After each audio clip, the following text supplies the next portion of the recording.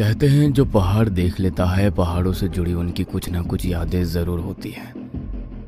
मेरे जीवन में भी पहाड़ों से जुड़ी एक ऐसी घटना है जिसने हमें कई सालों तक चैन से सोने नहीं दिया। इस घटना के बारे में सोचकर मैं आज भी सिहर उठता हूँ। तकरीबन 20 साल पहले की बात है।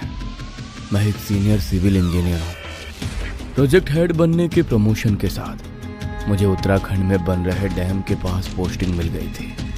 नौकरी का सवाल था, जाना तो था ही। सरकार की तरफ से एक बंगला भी अलॉट हो गया था, लेकिन समस्या ये थी कि इस एरिया में लोगों की रिहाइश ना के बराबर थी और ये बंगला भी पिछले 10 सालों से खाली पड़ा हुआ था। मेरी शादी को कुछ ही महीने हुए थे। परिवार में सिर्फ हम दोनों ही थे, इसलिए अपनी पत्नी को साथ लेकर मैं बंगले के लिए निकल पड़ा। यह सितंबर का महीना था। बारिश के बीतने के बाद मौसम में काफी ठंडक हो गई थी। हमारी गाड़ी धीरे धीरे पहाड़ों में हिचकोले खाते आगे बढ़ रही थी।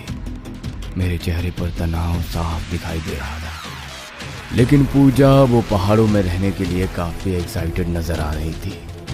अरे अब बस भी करो, कोई खा नहीं जाएगा मुझे अकेले, और मैं इतनी कमजोर नहीं हूँ। तुम अपने काम पर फोकस करना, मैं मैनेज कर लूंगी। अरे लेकिन नई जगह, ऊपर से तुम घर पर अकेले ही रहोगे।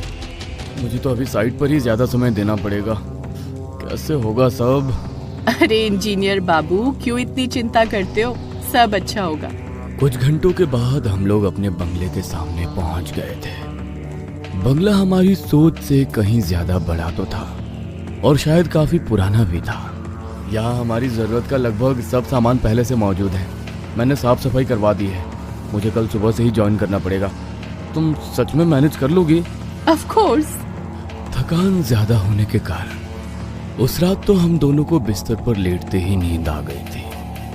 देर रात गए चीख से पूजा की नींद टूटी। ऐसा लग रहा था मानो कोई पूरी ताकत लगाकर चीख चीख कर रो रहा है। यह आवाज सुनकर पूजा की आत्मा कांप उठी थी। उसने पास में सो रहे मुझे उठाने की कोशिश की, लेकिन मैं गहरी नींद में सोया हुआ था। नीचे से आ रही आवाजें उसके बर्दाश्त से बाहर होती जा रही थी, इसलिए वो घबराते हुए अपने कमरे से बाहर निकल जाती है और सीढ़ियों से नीचे उतरकर हॉल में आती है तो सामने रसोई का नजारा देखकर उसके होश उड़ जाते हैं। एक औरत का पूरा शरीर आग की लपटों से घिरा हुआ था और वो चीख चीख कर अपनी जान की भीख मांग रही थी। अचानक ही वो औरत दौड़ते हुए पूजा की तरफ आई और उससे लिपट गई। पूजा के मुंह से एक जोरदार चीख निकली और उसी के साथ उसकी नींद टूट गई। बहुत डरावना सपना था। ये क्या देख लिया मैंने? क्या हुआ? ऐसे क्यों चीखी? कुछ नहीं, थकान के कारण न जाने कैसे बहुत गहरी नींद आ गई थी और उसी में कुछ अजीब सपना आ गया। तुम सो जाओ, मैं ठीक हूँ। अगले दिन सुबह, पूजा मैं ऑफिस के लिए निकल रहा हूँ। मैंने नाश्ता बना दिया है, खाकर आराम करना। लंबा सफर था, अभी थकान नहीं उतरी होगी। विनय ऑफिस के लिए निकल गया था और अब पूजा घर में अकेली थी। आधी रात का समय था। हल्की नींद में पहुंच चुकी पूजा को एकाएक दरवाजे पर दस्तक सुनाई देती है। दरवाजे पर दस्तक हो रही है, लगता है विनय लौट आए। मैंने कितनी बार बोला आकर मेरे फोन पर कॉल कर लिया करो, लेकिन नहीं, इन्हें तो दरवाजा ही खटखट करना है। पूजा बड़बड़ाते हुए दरवाजे तक पहुंचती है और होल से झांकती है तो बाहर उसे कोई नजर नहीं आता। अजीब बात है, अभी तो लग रहा था कोई दरवाजा खटखटा रहा है। इतनी जल्दी कहाँ चला गया? सोचते हुए वो वापस फर्स्ट फ्लोर पर अपने बेडरूम में जाकर आराम करने लगती है। अचानक उसे नीचे के फ्लोर से चूड़ियों की खन खन सुनाई पड़ती है। ऐसा लग रहा था कोई औरत नीचे पूरे घर में यहाँ से वहां घूम रही है। पूजा एक बार फिर अपने बिस्तर से उठकर खड़ी हो जाती है। हिम्मत करके वो सीढ़ियों से नीचे आती है तो देखती है कि नीचे हॉल एकदम खाली पड़ा हुआ है और रसोई की नल से लगातार पानी टपक रहा है। पूजा को अच्छी तरह याद था कि खाना बनाने के बाद उसने अच्छे से सब कुछ बंद किया था, फिर ये नल कैसे खुला रह गया? अभी पूजा कुछ सोच ही रही थी कि एक बार फिर उसे दरवाजे के पास किसी के कदमों की आहट सुनाई देती है, जैसे बाहर कोई खड़ा हुआ है।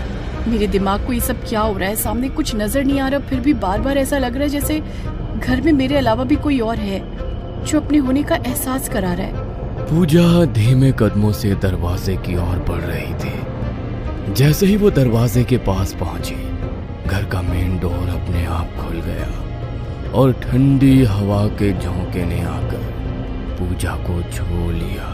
पूजा को उन हवाओं में अजीब सा भारीपन महसूस हो रहा था।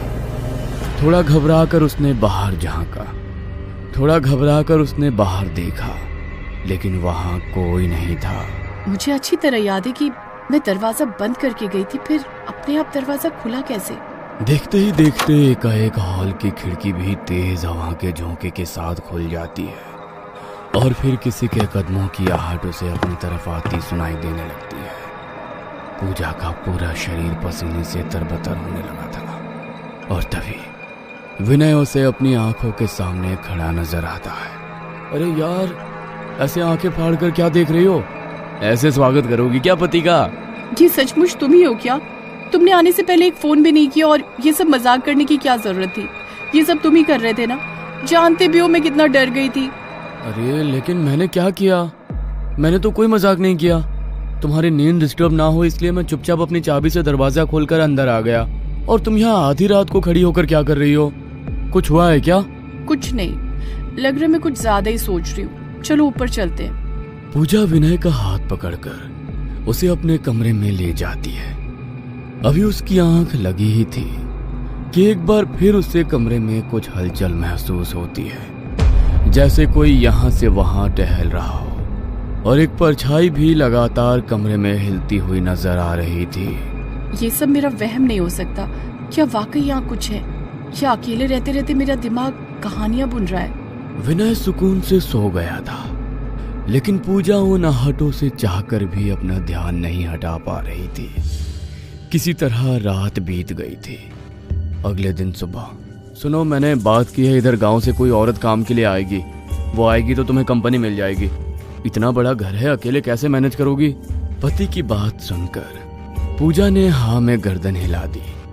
विनय ऑफिस के लिए निकल गया था। घर के काम खत्म करके पूजा खिड़की से बाहर का नजारा देख रही थी कि अचानक उसने देखा कि गार्डन में लगा झूला लगातार हिलता जा रहा है। कौन है वहाँ? पूजा के आवाज लगाने पर अचानक झूला रुक जाता है और किसी की पायल की आवाज सुनाई देने लगती है। ऐसा लग रहा था कोई अभी भागकर वहां से गया है। कोई तो था वहाँ, लेकिन कौन? अगर कोई होता तो मुझे दिखाई नहीं देता। अगर कोई नहीं था तो मेरी आवाज लगाने पर झूला रुक कैसे गया? पूजा का दिमाग इन घटनाओं में उलझ कर रह गया था। सोचते सोचते उसे अब थकान महसूस होने लगी थी, इसलिए वो अपने कमरे में जाकर लेट जाती है। पिछली रात नींद पूजा की आंखों से बहुत दूर थी, इसलिए बिस्तर पर लेटते ही उसकी आंखें नींद से भारी होने लगती हैं।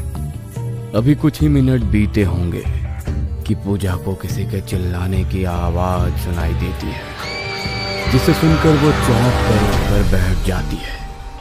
ओह माय गॉड, ये सब क्या हो रहा है? कौन है यहाँ? मैं पूछती हूँ कौन है? सामने क्यों नहीं आते? इस घर में एक मिनट सोना भी मुश्किल हो रहा है मुझे। पूजा अभी रो ही रही थी कि तभी घंटी बजने की आवाज सुनाई देती है। मैं पागल हो जाऊंगी, बस करो।